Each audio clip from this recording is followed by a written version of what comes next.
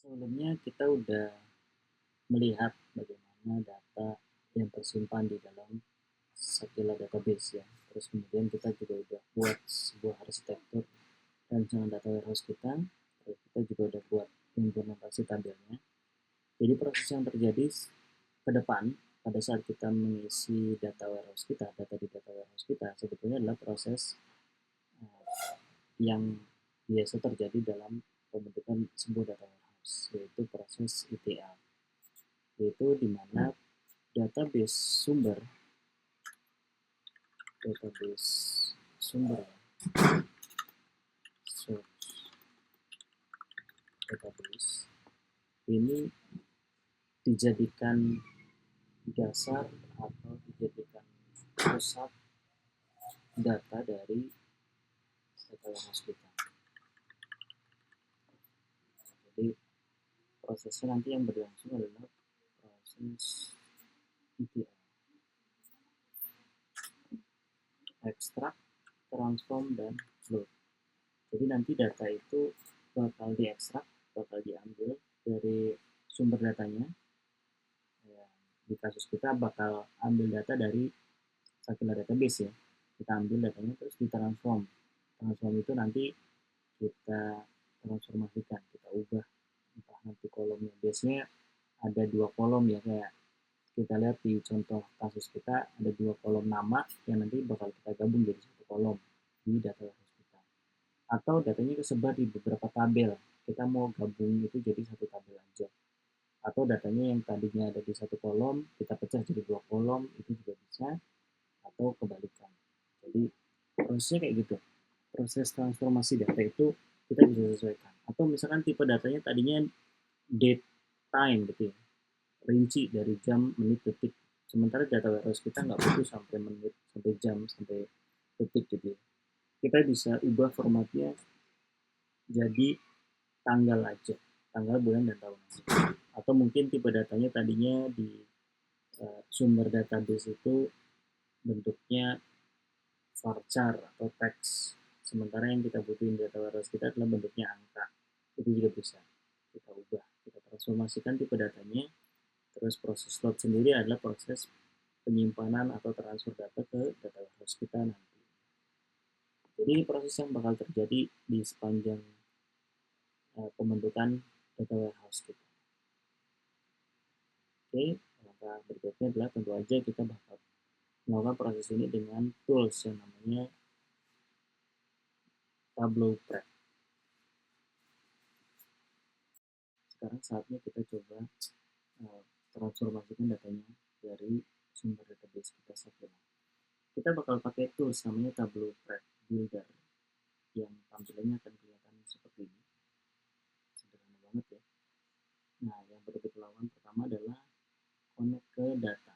Kita buat file baru aja. Kita buat koneksi ke database Sakila kita. Nah, untuk proses pengisiannya, kalau pada saat kita ngebentuk arsitekturnya atau ngebuat arsitektur data warehouse, biasanya kita bakal berangkat dari tabel fakta. Tapi untuk pengisian datanya, kita akan berangkat dari tabel dimensi. Oke, tabel dimensi yang bakal kita isi duluan adalah yang paling gampang ya, dimensi staff, yaitu ada dua kolom aja, ada ID dan nama dari tabel dimensi staff. Datanya dari mana? Datanya bakal berangkat dari tabel staff di Sakila, database Sakila. Jadi data ini kita akan ambil first name sama last name-nya, terus kita bentuk ID-nya baru, terus kita masukkan dia ke dalam tabel dimensi staff. Kita langsung aja kita koneksi dulu ke database MariaDB, database Sakila ceritanya, yang kita bakal coba ambil datanya dari tabel dimensi staff. Kita coba tunggu dulu sampai keluar parameter isi yang kayak gini. Database-nya dipastiin database Sakila. Oke, kalau berhasil tampilannya bakal kelihatan kayak gini ya. Di koneksi kita udah terbentuk ke MariaDB, database kita Sakila, terus kemudian di bawahnya ada beberapa tabel dari database Sakila. Oke, selanjutnya caranya gimana? Cara kita membagiin data dari database Sakila, dari tabel staff ini ya, first name sama last name-nya masuk ke dalam tabel dimensi staff di data warehouse kita. Kita ambil cuma first name sama last name aja. Ini yang pertama caranya kita masukin dulu tabel staff kita. Kita cari ya di sebelah kiri ada tabel staff. Ini kita masukin ke dalam lembar kerja kita. Bisa di drag klik, diklik terus di drag kayak gini, ini bisa, atau diklik 2 kali juga bisa.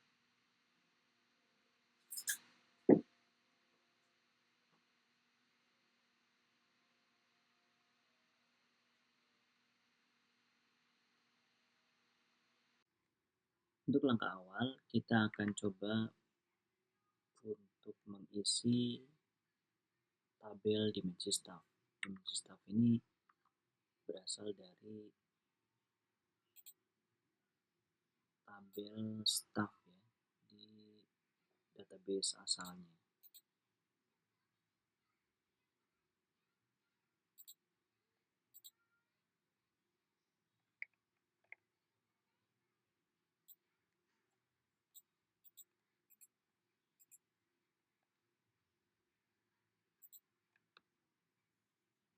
Oke, kalau kita lihat di segala database itu kita punya tabel staff, kita akan ambil data first name sama last name-nya aja. Untuk nantinya kita masukin ke tabel dimensi staff. Nanti dimasukin ke field nama atau ke kolom nama. ID-nya ini nanti kita bakal coba generate langsung di Tableau Prep. Caranya gimana? Yang pertama kita masukin dulu tabel staff-nya ke lembar kerja. Ini bisa di drag klik kayak gini atau bisa di double klik ya.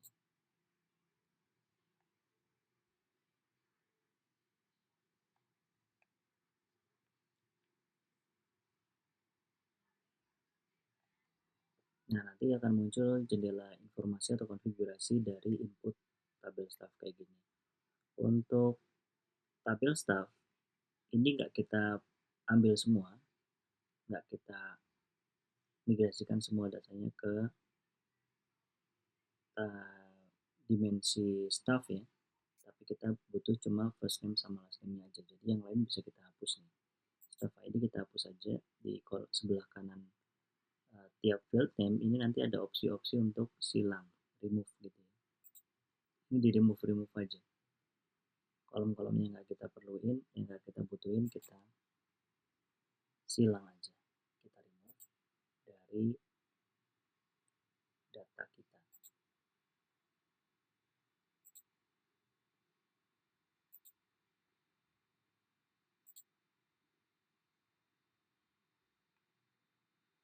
Oke, setelah kita hapus seluruh data atau field yang nggak kita butuhkan, sekarang saatnya kita coba lihat sebentar, dia lagi proses ya. Ini prosesnya lumayan lambat karena saya harus recording screen sama jalanin database-nya ya. Oke, kita bisa lihat tadi di data field.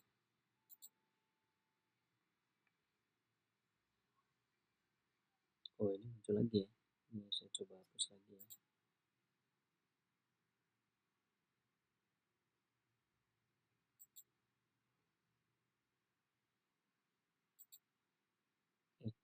Last name ini harusnya dimunculin ya.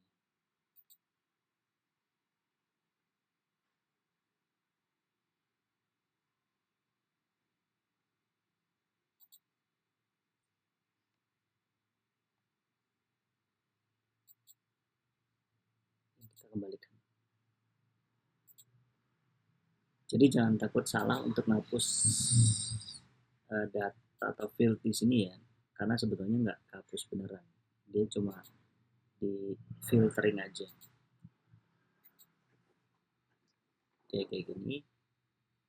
Terus kita lanjutin ke view and clean data. Ini diklik aja view and clean datanya. Di view and clean data kita dapetin dua 2 kolom, first name sama last name. Nah, karena di data warehouse kita di tabel dimensi staff itu cuma butuh 1 kolom nama, maka ini harus kita transformasikan. Caranya gimana? Di sini ada fitur create calculated field.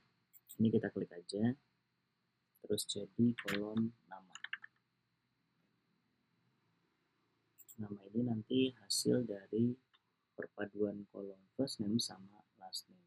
Kita ketik aja first name, nanti di situ ada atau field-nya atau suggesting field-nya muncul first name kayak gitu ya, pakai kurung persegi. Nah, ini kita tambahin last name. Kalau rumusnya kayak gini, ini sebenarnya rumusnya mirip kayak Excel gitu ya. Kalau rumusnya kayak gini, sebetulnya langsung gabungkan data first name sama last name-nya dalam satu field atau satu kolom baru yang berjudul nama. Nah, ini bakal dempet kalau kayak gini ya. Kalau pakai rumus kayak gini bakal dempet first name sama last name tanpa spasi. Makanya di sini kita butuh spasi dengan cara petik satu terus dikasih spasi. Simbol spasinya kita kasih di antara tanda petik. Oke, kita apply and close saja. Nanti dia bakal ngebentuk kolom baru, nama, ini judulnya nama. Terus nanti di situ ada perpaduan antara nama depan dan nama belakang dengan dipisah spasi. Oke, kalau udah kebentuk kayak gini, first name sama last name-nya ini bisa kita hapus. Diklik aja di option di masing-masing field-nya, kita remove ya.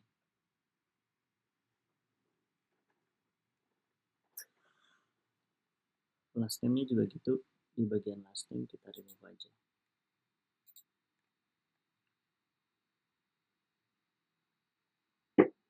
Sekarang kita akan ngebentuk field ID-nya.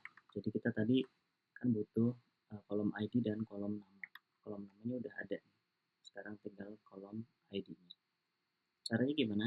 Tetap pakai fitur yang sama, yaitu create calculated field. Di sini kita kasih judul kolomnya ID. Nanti kita bakal pakai fungsi namanya row number. Nah, ini kalau kita klik di bagian search-nya, terus di situ ada fungsi row number.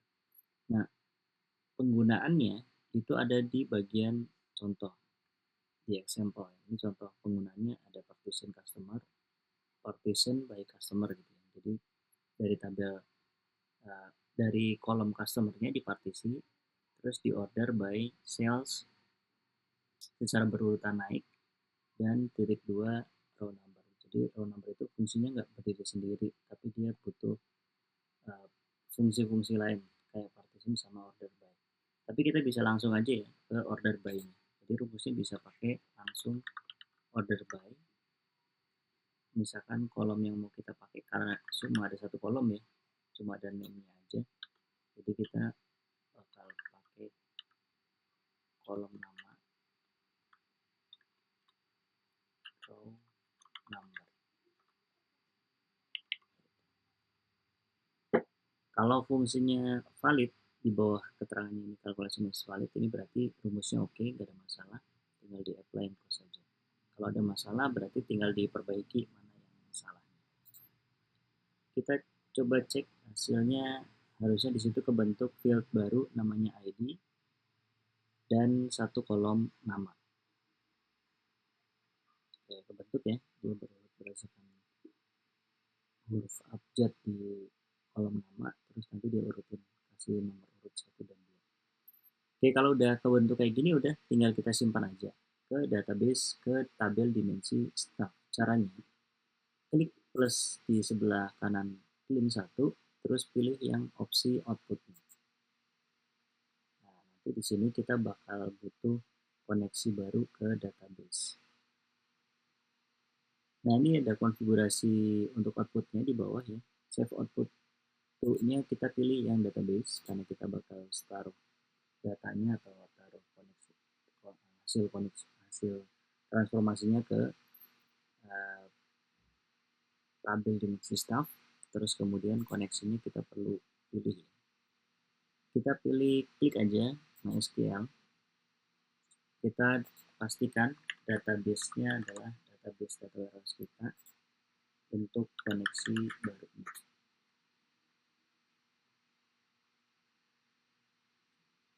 Kebetulan nama database-nya DWH ya. Kita coba sign in.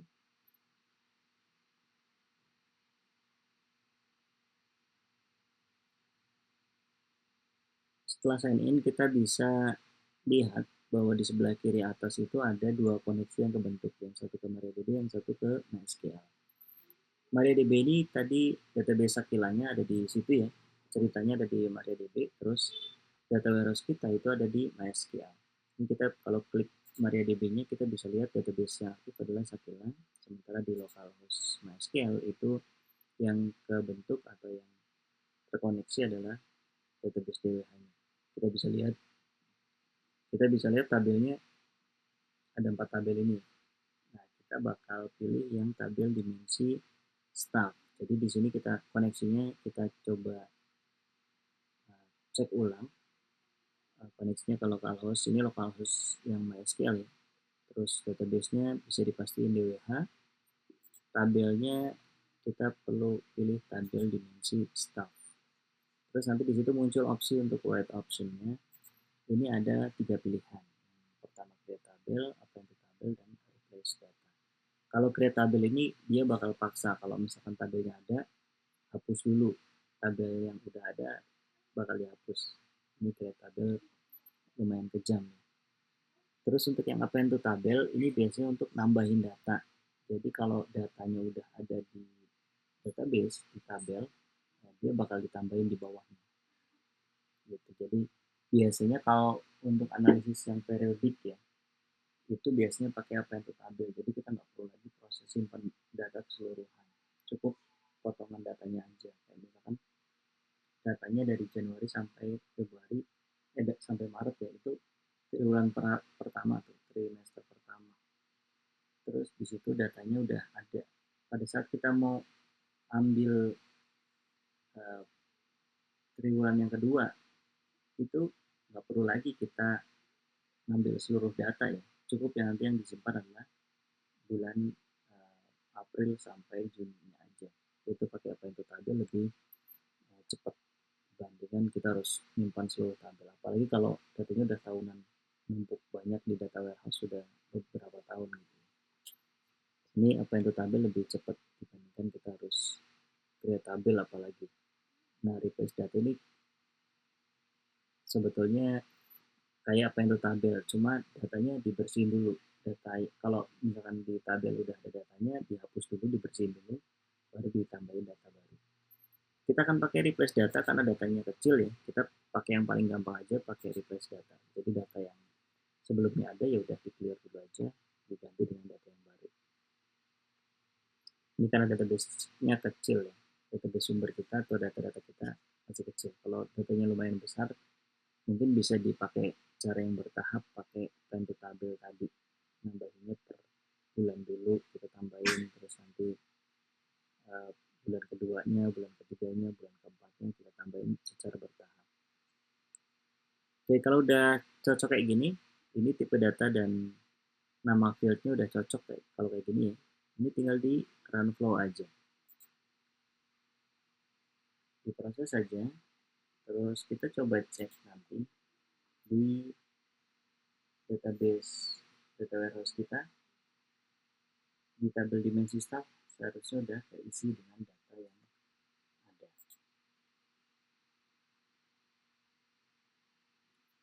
Kita coba cek datanya di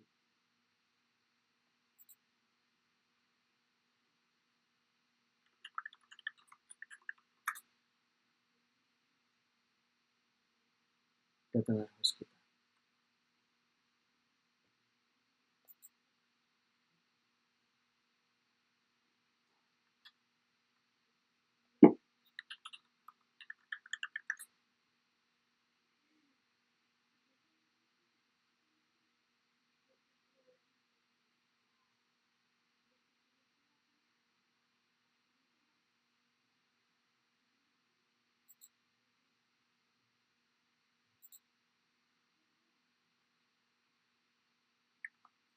Oke, kalau kita lihat datanya masih kosong di dimensi staff ini. kita tunggu prosesnya untuk selesai karena dia butuh waktu uh, beberapa saat. Kalau di komputer teman-teman semua mungkin lebih cepat prosesnya dibanding yang ada di saya, karena di saya harus jalanin database, harus jalanin stream recording screen. Nah ini kalau udah berhasil kayak gini ya waktunya 1 menit, tapi seharusnya lebih lebih cepat dari ini kalau nggak jalanin macam-macam. Terus tinggal dicek lagi aja, di refresh aja tabel dimensi staffnya. Seharusnya 2 data sudah masuk ke dalam database dimensi staff. Oke, itu dia operasi atau transformasi, proses transformasi data staffnya ke tabel dimensi staff. Oke, nanti kita lanjut lagi ke tabel yang lain.